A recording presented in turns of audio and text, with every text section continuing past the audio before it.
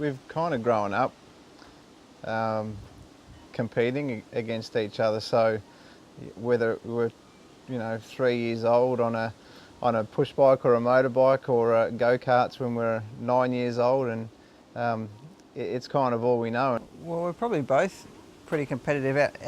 Our childhood was very much competing against each other, whether it's on motorbikes or in go-karts or building remote control boats. It doesn't matter what it is. That's how we operate. It doesn't have to be a car or anything to be a race or competition, and we find enjoyment out of it. Through the first, I don't know, almost 8-10 years of our career in V8 supercars, we were in separate teams and really didn't have anything to do with each other.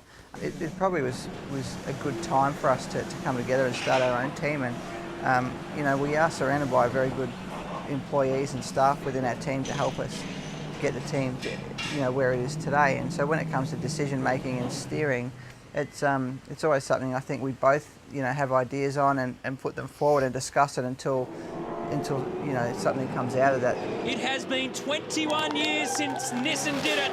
Well, happy 21st, Nissan, you're back.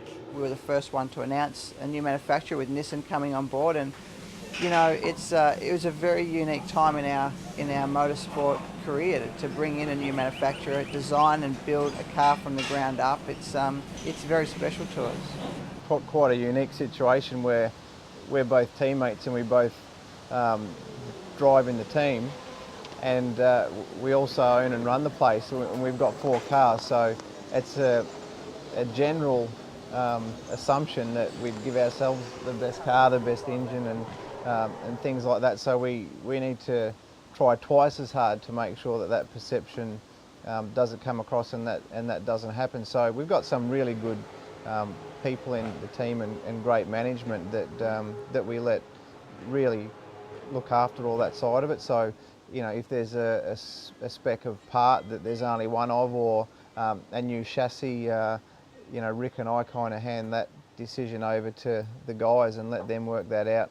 The biggest thing that I guess I'd like to focus on when we get the cars a bit better is trying to beat the bloke that's fastest. That's a goal that I guess we both have, or any driver's had, every time you turn up at the track. But we have to be a little bit realistic about the fact that it's only our very first year. We're only halfway through our first season with a whole new team, whole new manufacturer, a whole new engine. So we like to get to the point where, come next year's championship, we're turning up at the track with the aim to beat whoever the bloke is that's fastest. But in the meantime, all we can do is focus on our job as drivers and push each other as teammates. Whenever there's a result, the boys had a good one at Winton, and Rick and I sprinted up to the podium there and shook their hands and gave them a hug, and we all genuinely, really enjoy each other's success, which is a good situation to have in a team. Probably more Todd and I against everyone else out there, but when we come back to the farm, it's always still a little bit of fun, and you jump on the bikes and have a good ride, but nothing too serious. And at the end of the day, we get along really well. We do the same things away from racing, and as well as business partners and brothers and competitors, we're pretty good mates.